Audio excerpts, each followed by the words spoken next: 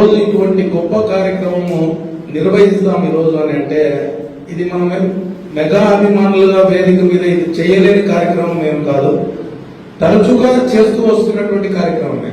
కానీ ఈ మధ్య కొంచెం గ్యాప్ పడింది. మళ్ళీ నాకు రమణ రాజేష్ వచ్చి ఇట్లా మెగా ఫస్ట్ ఇట్లా రక్తదాతలను ప్రోత్సహించే కార్యక్రమం చేద్దామని అంటే సరే వీళ్ళు ఏదైనా వాలంటీర్ ఆర్గనైజేషన్ తరఫున చేద్దామని నేను కూడా ఏం మాట్లాడలే. సరే దేని ద్వారా చేద్దాం అనుకుంటున్నానంటే ఇంకేం చేస్తామన్నా చేసేది మెగా ఫ్యాన్స్ ద్వారానే చేసేది. ఆ వేదిక అనేది అంత బలంగా ఉంది కాబట్టి మీరు తప్పకుండా ప్రోత్సాహం చేస్తే మేము చేస్తామని అన్నారు. నాకు చాలా సంతోషంగా అనిపించి గో హెడ్ అని అన్నాను.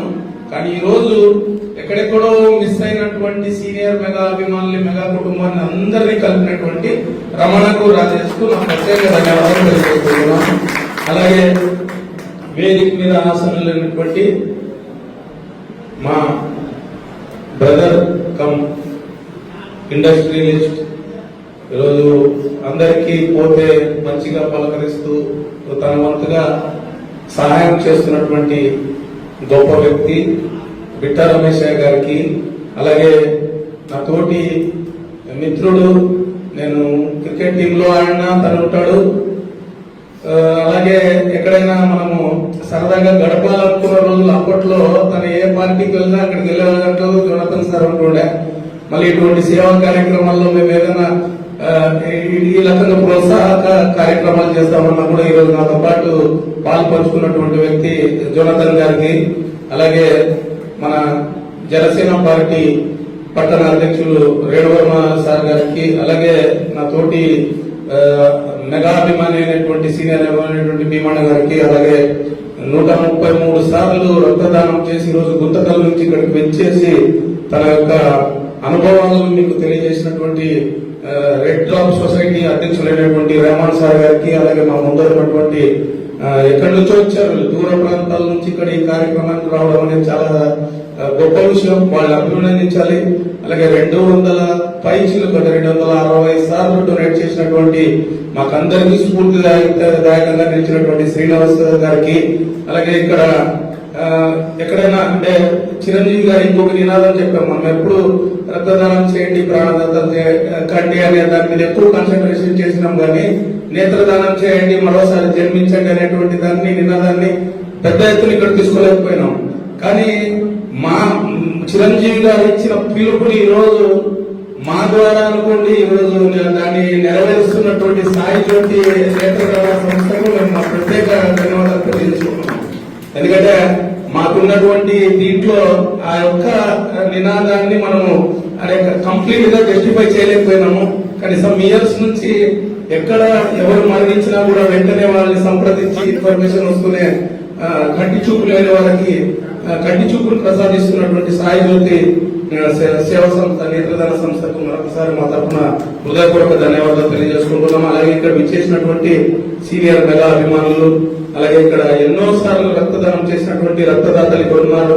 మీరందరూ లైఫ్ సేవియర్స్ గా మీరు ఈరోజు మీ చరిత్రలో మీ పేజీలు తిప్పితే చాలా గొప్ప పేజీ అవుతుంది. ఎందుకంటే ఇంతకుముందు రెహమాన్ గారు చెప్పినట్లు మనము ఏ దానం చేసినా ఏమి చేసినా ఆ తృప్తి వేరు. ఒక మనిషి ప్రాణాన్ని నిలబెట్టొచ్చామనే తృప్తే వేరు. దానికి ఒక లెవెల్ ఉంటది, దానికి ఒక రేంజ్ ఉంటది. అటువంటి లైఫ్ సేవియర్ అయినటువంటి మీరు అందరికీ నా ధన్యవాదాలు తెలియజేసుకుంటూ, అలాగే ముఖ్యంగా చెప్పాల్సింది ఏంటంటే ఈ మా ప్రయాణం అనేది అభిమానంతో మొదలై, ఎందుకంటే నేను కొన్ని విషయాలు మీతో పంచుకోవాలి.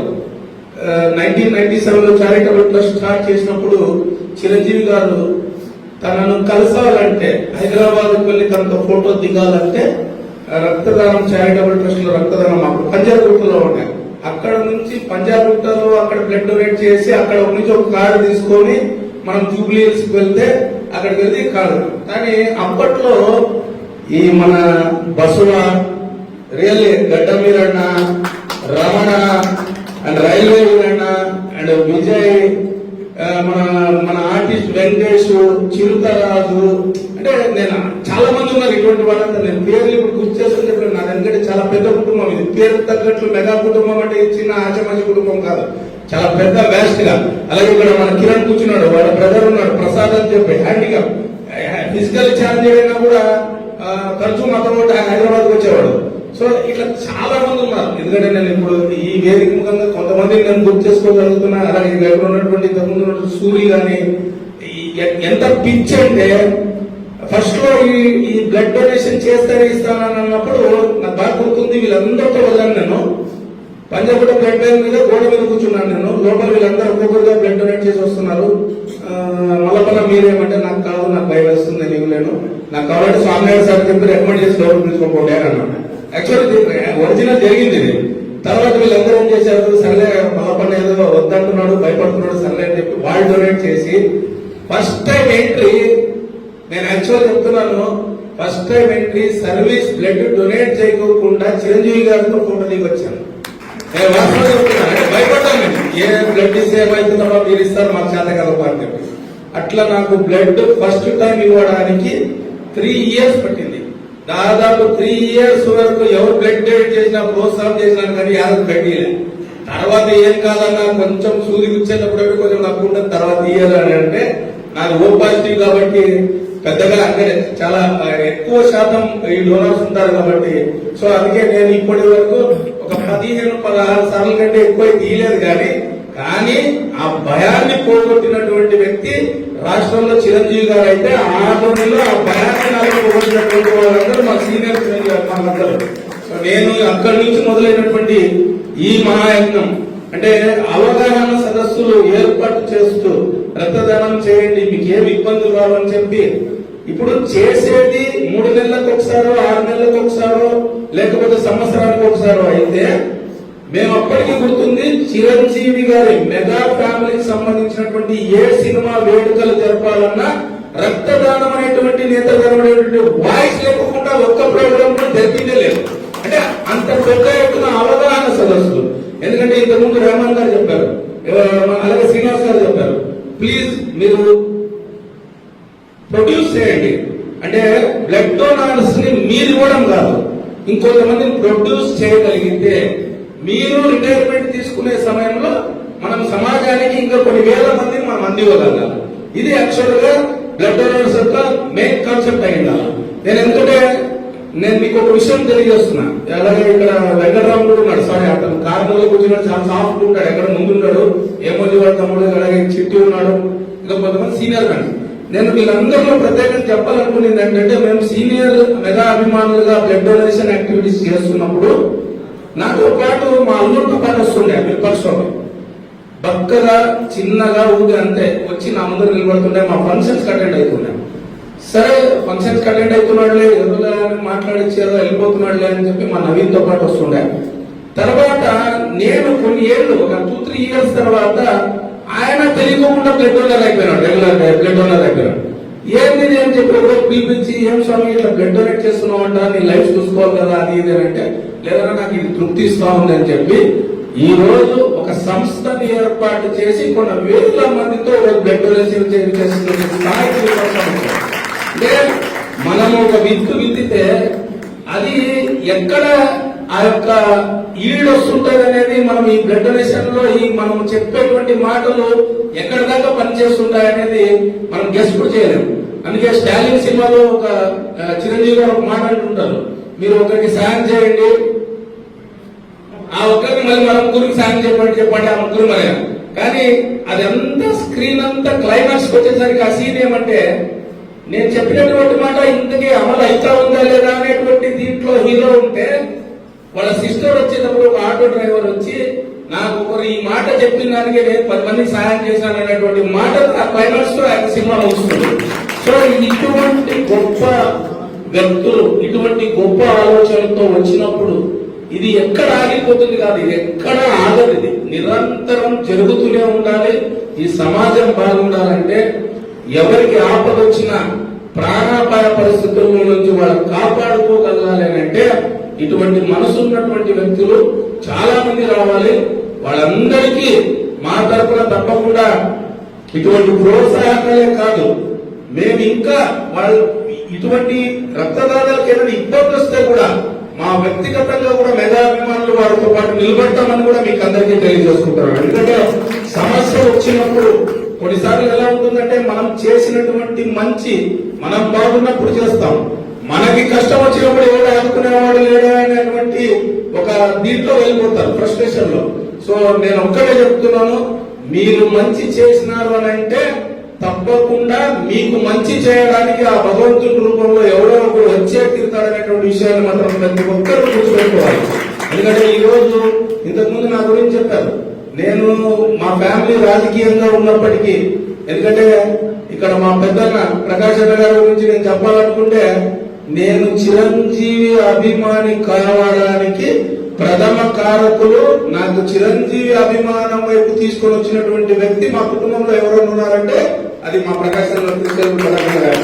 ఎందుకంటే ఆయనతో పాటు సినిమాలు చూసేకి వెళ్ళినప్పుడు అప్పట్లో మాకు ఫ్యాక్షన్, మీరు నమ్ముతారు లేదా, అంత పెద్ద ఫ్యాక్షన్ లో సినిమా థియేటర్లో అడుగు పెట్టాలంటే మంది మార్గం లేకుండా అడుగు పెట్టలేనటువంటి పరిస్థితి. ఇప్పటికీ సీనియర్ మెగా అభిమానులకు అందరూ గుర్తుంటుంది, మెకానికల్లుడు సినిమాకి వస్తే సపరేట్ బాల్కనీలో మా ప్రకాశ్ అన్న నేను ఎగ్జామ్స్ అయిపోయిన వెంటనే ఆ సినిమా రిలీజ్ అయితే నేనంటే అతనికి చాలా ఇష్టం కాబట్టి నన్ను పీల్చుకొని వెళ్లి చుట్టంతా మంది మార్పాలను పెట్టి వసంత థియేటర్ లో నాకు సినిమా చూపించినటువంటి వ్యక్తి ప్రకాశ్ అన్న గారు.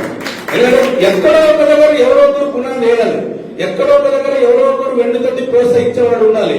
నేను ఒకటే చెప్తున్నాను, ఈ రోజు నాయకుడిగా మేము నిలబడ్డాము, ఈ రోజు కూర్చున్నామనంటే మీ అందరు మెగా నాయకులంతా నాతో పాటు ఉన్నారు కాబట్టి, నన్ను వెన్నుతట్టి ప్రోత్సహిస్తున్నారు కాబట్టి నేను ఈ స్టేజ్ మీద ఉండగలుగుతున్నాను, ఇలా మాట్లాడగలుగుతున్నాను. సో ప్రజలందరికీ నేను నాయకుడు అయితే నాకు మెగా అభిమానులే నాయకులని కూడా నేను గర్వంగా చెప్పుకుంటున్నాను.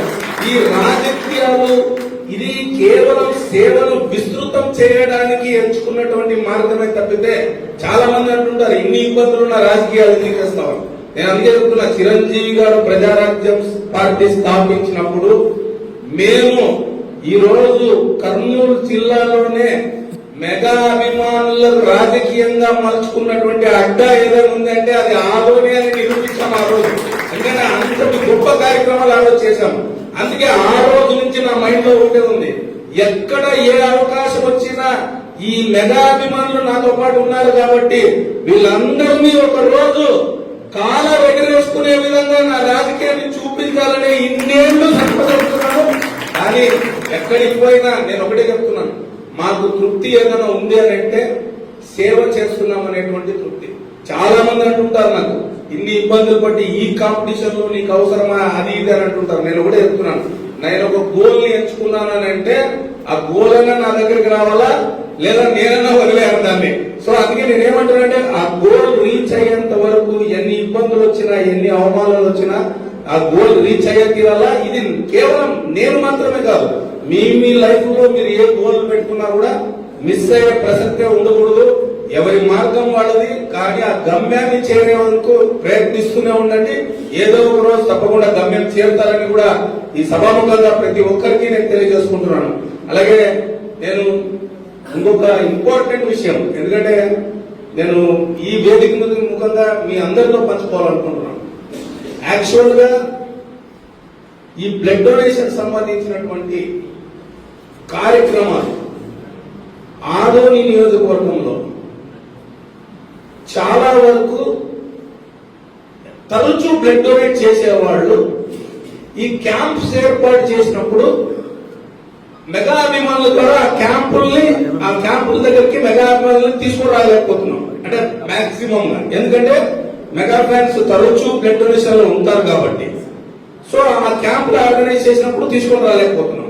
నేను మెగా ఫ్యాన్స్ అందరికి, ఇక్కడ ఉన్నటువంటి వాళ్ళందరికీ నేను తెలియజేసేది ఏంటంటే, ఎప్పుడైనా బ్లడ్ క్యాంప్స్ వాళ్ళు ఆర్గనైజ్ చేస్తే మా హీరోల పేరు మీద కానీ, ఇతర స్వతంత్ర సమరయోధుల పేరు మీద కానీ, లేకపోతే స్వతంత్ర మిగతా వేడుకల సందర్భంగా కానీ, ఏ వేడుకల సందర్భంగా చేసినా కూడా మీరు అందరూ గుర్తుపెట్టుకోవాల్సింది ఏంటంటే, వాలంటీర్ గా బ్లడ్ డొనేట్ చేసే వాళ్ళు మీరు తప్పకుండా చాలా మంది ఉన్నారు. కేవలం వాళ్ళని ఇగ్నైట్ చేయగలగాల మనం. సో ఎప్పుడైనా బ్లడ్ క్యాంపులు నిర్వహించాలనుకుంటే మీరు దయచేసి చెప్తున్నాను, ఊకే ప్రాపగాండా చేసి వదిలేదండి. అవేర్నెస్ ప్రోగ్రామ్స్ క్రియేట్ చేసి డేట్ తో సహా గేరికి ఊరూరికి వెళ్ళి చెప్తే ఇంకా కొత్తగా బ్లడ్ డోనర్స్ ని మనం ప్రొడ్యూస్ చేయగలము. సో అందుకే మెగా ఫ్యాన్స్ కూడా దాన్ని దృష్టిలో పెట్టుకోవాలని మీకు అందరికీ నేను తెలియజేసుకుంటున్నాను. అలాగే ఈరోజు నేను సేవ వైపు ఉన్నాను, రాజకీయం వైపు ఉన్నాను. కానీ వాస్తవంగా ఈరోజు మనసిప్పి చెప్తున్నాను. ఈరోజు జనసేన పార్టీ ఇన్ఛార్జ్ గా ఈరోజు నేనున్నానంటే చిరంజీవి గారు నాలో నింపినటువంటి సేవా స్ఫూర్తి, ఆ ఇగ్నైట్ ఏదైతే చేశాడో ఆ సేవని చేస్తూ వచ్చే ఈరోజు జనసేన పార్టీ ఇన్ఛార్జ్ గా నేనున్నాను. ఎందుకంటే దీనికి అంతా బేస్, ఏ రాజకీయానికైనా మనం ఏ కార్యక్రమం చేయాలన్నా మన యొక్క సేవను నిరూపించుకునే తీరాలి. అదే ఇంతకుముందు జోనాథన్ గారు అన్నట్టు మన యొక్క హ్యుమానిటీ అనేది, మన మానవత్వం అనేది, ఈరోజు మనుషులుగా పుట్టినాం కాబట్టి మనకున్నంత ఆలోచనలు మనం ఈ ప్రపంచంలో ప్రతి ఒక్కరికి సేవ చేసేటువంటి, అంటే అన్ని ప్రాణులకు కూడా సేవ చేసేటువంటి ఆలోచన ఒక మానవునికి ఉంటుంది. కాబట్టి అటువంటిది మనం మానవులుగా పుట్టి మన వాళ్ళకి, తోటి మానవులకి మనం సేవ చేసుకునేకి రాకపోతే ఎట్లా? సో అందుకే ఏదైనా యువత ఉంటే యువత కూడా ఇటువంటి ఆయన చెప్పినట్లు బ్యాడ్ హ్యాబిట్స్ కి కొంచెం దూరంగా ఉండాలి. ఎందుకంటే ఇటువంటి కార్యక్రమాలు చేసేటప్పుడు, ఇటువంటి గొప్ప కార్యక్రమాలు నిర్వహించేటప్పుడు మీరు కూడా మీ లైఫ్ స్టైల్ అనేది బాగా కంట్రోల్లో పెట్టుకోవాలి. అలాగే ముఖ్యంగా మీ యొక్క తల్లిదండ్రుల కళలను సాకారం చేయాలి ఇంపార్టెంట్ గా. ఎందుకంటే మనం చేస్తున్నటువంటి సేవ మనకు సొసైటీలో ఒక గుర్తింపు వస్తుంది. కానీ మీకు వచ్చినటువంటి గుర్తింపును చూసి మురిసిపోయే వాళ్ళు మీ తల్లిదండ్రులు, మీ కుటుంబ సభ్యులే. కాబట్టి అన్ని రకాలుగా జాగ్రత్తలు తీసుకొని మంచి చదువులు చదివి ఉన్నత స్థాయికి వెళ్లాలని కూడా యువతను నేను ఈ వేదిక ముఖంగా కోరుకుంటూ, ఈ అవకాశం ఇచ్చినటువంటి ప్రతి ఒక్కరికి నా యొక్క హృదయపూర్వక ధన్యవాదాలు తెలియజేసుకుంటూ, ఇటువంటి కార్యక్రమాలు మెగా ఫ్యాన్స్ ఆధ్వర్యంలో ఇంకా ముందు పెద్ద ఎత్తున జరగాలి. ఎందుకంటే ఇది ఎట్లుందంటే ఇది 3-4 days బ్యాక్ సెటప్ అయినటువంటి ప్రోగ్రామ్ ఇది. సో ఏదైనా ఒక రోజు కలిస్తే, నేను మీకు అందరికి మెగా అభిమానులు ఈ రోజు వచ్చినారు కాబట్టి చెప్తున్నా, చాలా మంది మిస్ అయినారు. నాకు ఒక్క కార్యక్రమం మాత్రం చేయాలని ఉంది.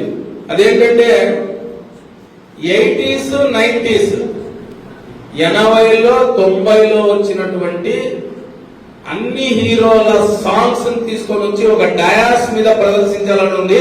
అదే డయాస్ మీద ఒకవైపు కల్చరల్ యాక్టివిటీస్ చేస్తూ, ఒకవైపు అందరి హీరోల అభిమానుల్ని సత్కరించి, రక్తదాతలను, మరి ఇతర సేవలు చేసినటువంటి ఆధునిక నియోజకవర్గంలో సేవ చేసినటువంటి ప్రతి ఒక్కరిని సన్మానించుకోవాలనుంది. అది ఒక మెగా ఈవెంట్ తప్పకుండా నిర్వహిస్తాము. అందరితో నేను ఆ టైం వచ్చినప్పుడు తప్పకుండా త్వరలోనే నిర్వహిస్తామని చెప్పి మీకు అందరికీ తెలియజేసుకుంటూ, నాకు అవకాశం ఇచ్చినటువంటి ప్రతి ఒక్కరికి నా హృదయపూర్వక ధన్యవాదాలు తెలియజేసుకుంటూ సెలవు తీసుకుంటున్నాను.